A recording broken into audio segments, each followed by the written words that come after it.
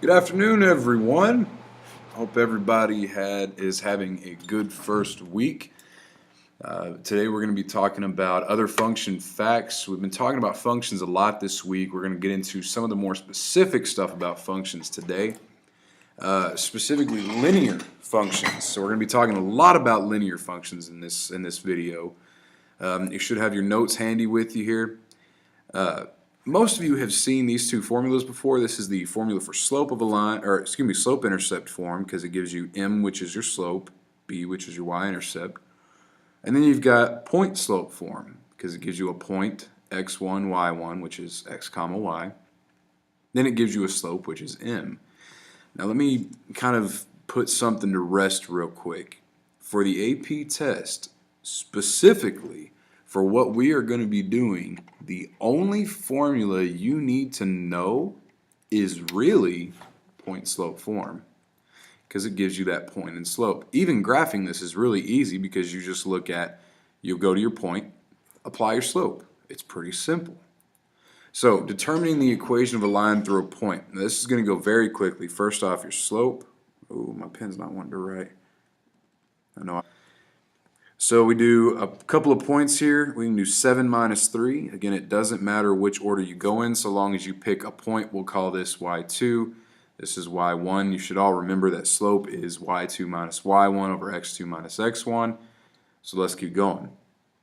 7 minus 3 over negative 6 minus 10, which is going to be positive 4 over negative 16, or negative 1/4.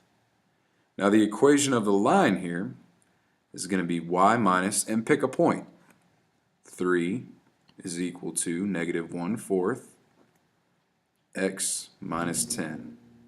That's all you have to do.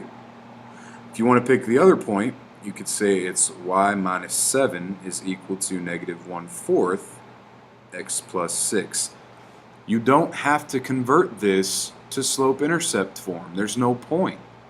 I wish we would teach it just like this and leave it like that. It's so easy, so much easier. There's no point in distributing your slope and getting y by itself, blah, blah, blah. There's no point. All right, we're done. That's it. Parallel lines, same slope. We know that from algebra. Perpendicular lines, negative reciprocals. Opposite reciprocals is another word for that. Increasing function. The values of f of x, remember this is our y value, y increases as x increases. Decreasing, the values of y decrease as the value of x increases. Notice x is always increasing. We always read x from left to right, increasing. So if y increases with it, it's increasing. If it decreases, decreasing, so on and so on. All right. So use interval notation to state where the function is increasing. Now this function is going increasing from here to here and from here to here, right? Where is the slope positive? So from negative 7 to negative 5, from 0 to 6. Again, if this is going too fast for you, make sure you pause the video. Slow down with it. Where is it decreasing? Negative 5 to 0. And 6 to 8. This is called interval notation. Remember that, it goes with intervals. Alright?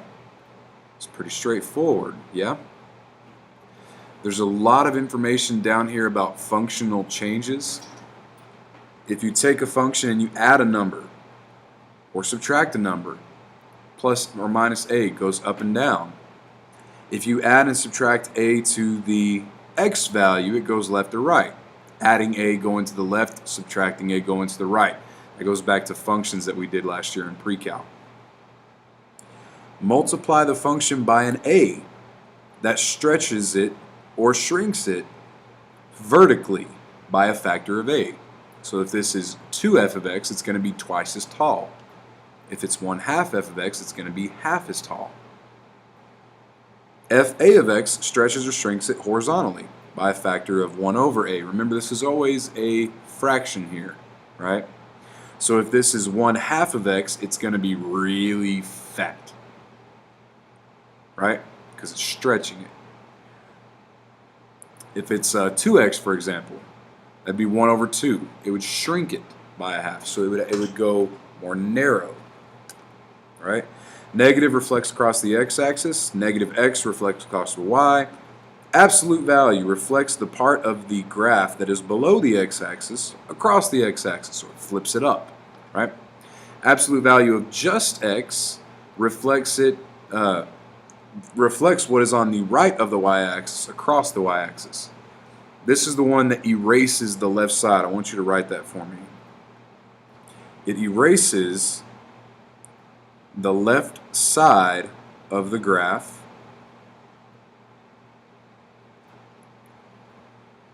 and reflects the right side across. It reflects the right side across. All right? I know this is fast, but trust me, this is going to be good. Sign change, sign analysis of basic functions. Now, sign analysis, we're looking at the sign that is in front of what's going on in our function here. Now, if you remember this is factored. These are the zeros of the function. So you could imagine it being like this. Here's -2. Here's +3. If we set these equal to 0 and solve for them, it's going to cross the x-axis at -2 and 3. Since this is an even function here, it is even, so it's positive. There's no negatives here. I want you to write positive opens up. Right? That means it's going to be something like this. We don't know exactly, but it's going to be something like that.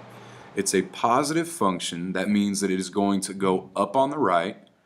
It's an even function because there are two values of x in factored form. This is kind of like a parabola here if you multiply that out.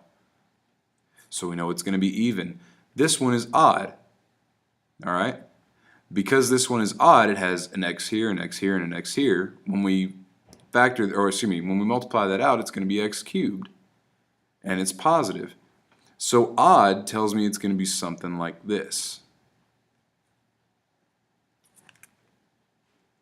One end goes up, the other goes down. This is a review of pre-cal now. Remember, we learned this in pre-cal. All right, so here is your x-axis again. Your values, your critical values here, your zeros, we call these, are, what is this? This will be a -2 from this one, a +1 from this one, and a +3 from this one. So since we know it has to go up on the right because it's a positive here, positive means up on the right. It goes up here. That means it's going to have to connect to 1 somehow and cross. That means it's going to have to connect 2 and cross. 3 x's means your ends go different ways. Number 5, 4 x's. Your ends are going the same way. 4 x's means it's going to look something like this. Right? Notice that x again here is positive. So it's going to look something like this. We've got 4 x's now. We've got a 0, a +1, a -2, and a -3. They don't have to be perfect. Nothing's perfect. Positive means it goes up on the right. Since it's an even function, even meaning there's 4 x's here, since it's an even function, the power of x would be 4 if we were to multiply that out. Both ends do the same thing. Fill in the gaps in between. Crosses 3, crosses -2, crosses 0, crosses 1. It's pretty simple, right? X squared, x, and x.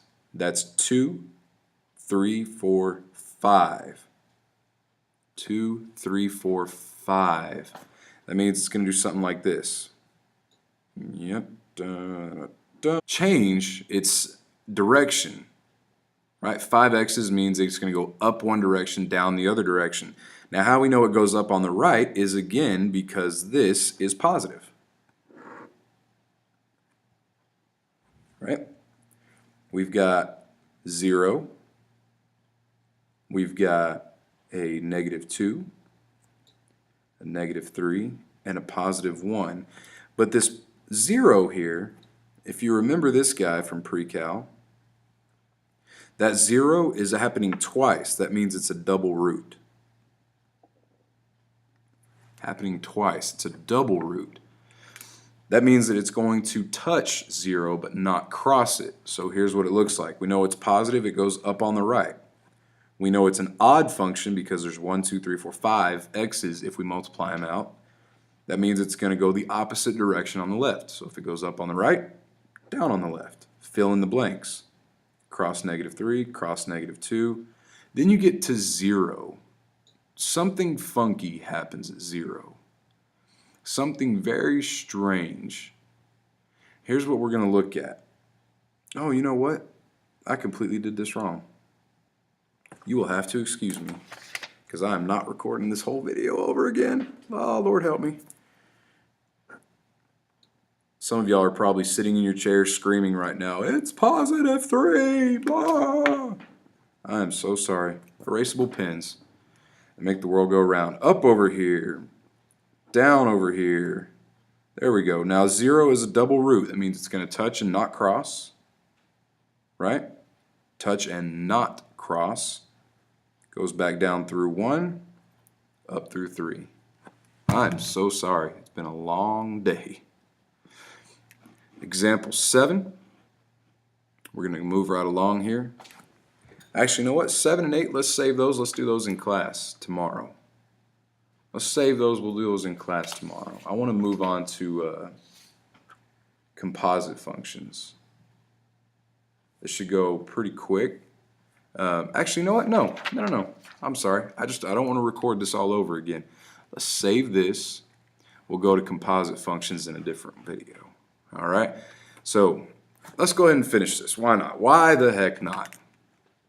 Let's finish this up. We've got y is equal to negative. Okay, good. They finally have some negatives here. This is fantastic. So we've got a couple things going on. We've got a negative, and we've got 2 x's. All right, the negative means that is going to point the right side down. Here's your numbers, -2, +3. Right side goes down. That's an arrowhead right there. Now, since it's negative, that tells you the right side, since it's going to be an x squared, an even function, 2 x's here, that tells you that the left side does the same thing. Right? Connect the dots. Cross -2, cross 3. Example 8, you can probably do this one in your head by now. Negative, and it's also odd. We have 3 x's. We have a +1, -2, and a +3. Negative means it goes down on the right. Odd means that it's going to do the opposite on the left. So it's going to go up on the left. Fill in the blanks. Cross -2, cross 1, cross 3. Pretty simple, pretty straightforward. Really not a lot to that one. So we'll go ahead and we'll cut it off there. I'll do a separate video for the section on 8.